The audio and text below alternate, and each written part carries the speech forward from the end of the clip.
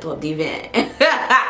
Too much wine, y'all. Divin. Wine. I need to start doing the Creole word of the day again. You know what's funny? I didn't even notice that I stopped doing it until a couple weeks ago. We can do it right now. So, divin is a wine. Creole word of the day. Let me finish my intro. Hello, bonsoir. I'm the Mademoiselle, and ça c'est deuxième channel moi. And aujourd'hui, nous allons parler de. I have no idea how to say that word in Creole, but domestication. Basically, le chita va faire petite fille, laver assiette, laver rad, faire manger, faire tout bagay nan kay, ton couillon bon. That's basically what it is. Preparing your child for marriage, making them wash dishes, cook food, clean clothes, run errands, and all of that. When you're telling your daughters that they have to cook, clean, and do all of these things in preparation for marriage, all of these things, if she does them well, is gonna secure her a good husband. I know damn well there's a good word for this in Creole, but I feel like there's a couple of words for this in Creole. Comment down below, because I really don't know what the proper word would be, and I don't want to tell you guys the wrong word. Haitian, please help me down below. But I definitely wanted to talk about this because I really hate looking at like posts on the Haitian Shade Room or posts on other forums, and people will be talking about like, yo, like these Haitian men ain't shit, or there's people like glorifying Haitian men and talking about how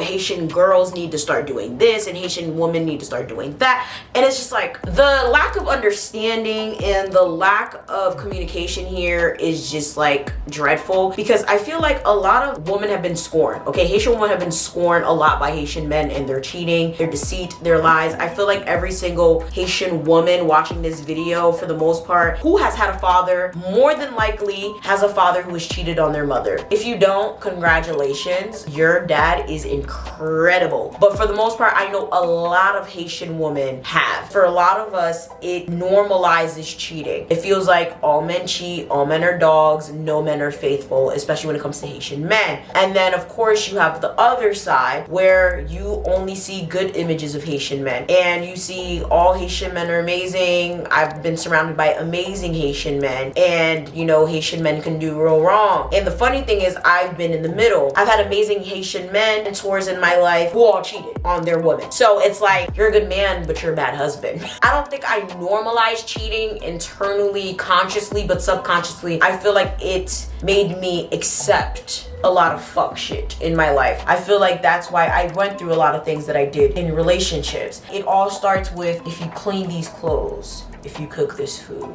if you learn how to be a proper Haitian woman. But then you sit there and you look at your mom, look at your aunt, you look at your godmother, you can see the cheating, you can see the deceit, you can see the lies, you can see all of this bullshit, and you're just looking at these people like, so I'm gonna get a good husband that doesn't cheat on me. You do everything that you're telling me to do and you still get cheated on. This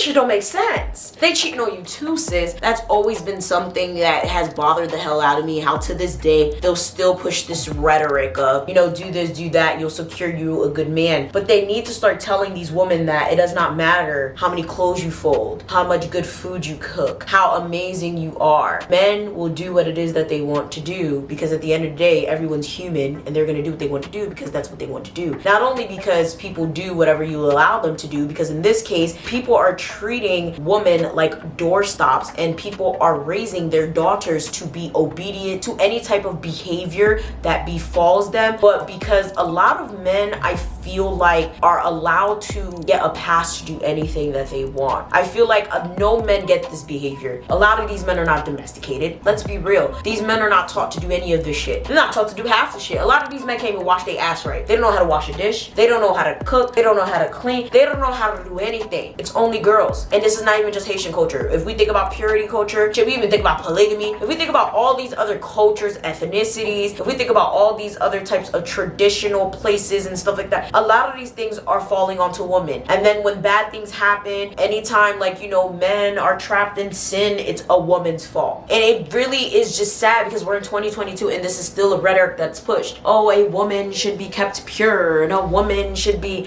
you know, in a state where she is always sweet. Keep it sweet. And it's just like, bitch, oh my God, it's just so problematic and it's so detrimental and it's so sad that a lot of girls are being brought up in the dark. And that's another point. Like a lot of these girls, they're not taught the real danger. They're not taught the real heartbreak, the depression, the mental angst of it. They're not taught that they're gonna be heartbroken at the end of this all because not only are a lot of these men basically vultures, okay, they know that a lot of these girls don't know any better. They know that a lot of them are not gonna talk back to them. A lot of them are basically praying for the day that they're finally gonna get a husband. They know that they're not going to fight back when they get cheated on. It's as if they know what they're getting. They know they're getting an obedient, I hate to say it, spineless, defenseless wife. And that's what it is. Domestication basically makes these women defenseless. A lot of them don't go to school, don't go to work, stay at home and mind the house. Mind the men, mind the children. And it hurts my soul to see this. Now let me just say, there's nothing wrong with being a stay-at-home mom. There's nothing wrong with just staying at home, taking care of the kids. M'pap di gen problem avec ça. Si vous beze rit la kay, vous beze gati moun yo fait tout basa, I'm not saying that's an issue. My problem is when you're doing it and you don't understand that there's more out there. When you're doing it and that's not what you want to do. When you're doing it and that's all you've ever known. When you're doing it and no one's ever told you that there's other things you can do and that's literally been your life purpose. That's my problem. Literally, there's people that since birth, that's what they've told them. Especially when it comes to Haitian culture. There's people that literally go to Haiti to get girls like this to bring them here and keep them in the house all day. Like I don't even know if I want to do that story time because I kid y'all not. I literally befriended a woman that was like this. And she was in her like late 30s to early 40s. And literally I had to stop being friends with the girl because the husband told me I was too educated to be friends with the girl. I'm not joking. You can't make this shit up. I don't know if I'm gonna make it a story time. I'm still very hurt by the situation because it was a lot of drama that ensued, but understand it's real out here. I feel like these types of situations, the whole domestication situation opens women up to emotional abuse, mental abuse, physical abuse, sexual abuse, because a lot of these women don't know any better. All they know is cook, clean, take care of men, do what men say, take care of children, do what children say. Like they don't know anything but what they've been told. They're like robots in a sense. And it's like they're just born to take care of other people that they don't take care of themselves. Like there needs to be a coalition for these women. Is there like a organization for them? Because it needs to be a thing.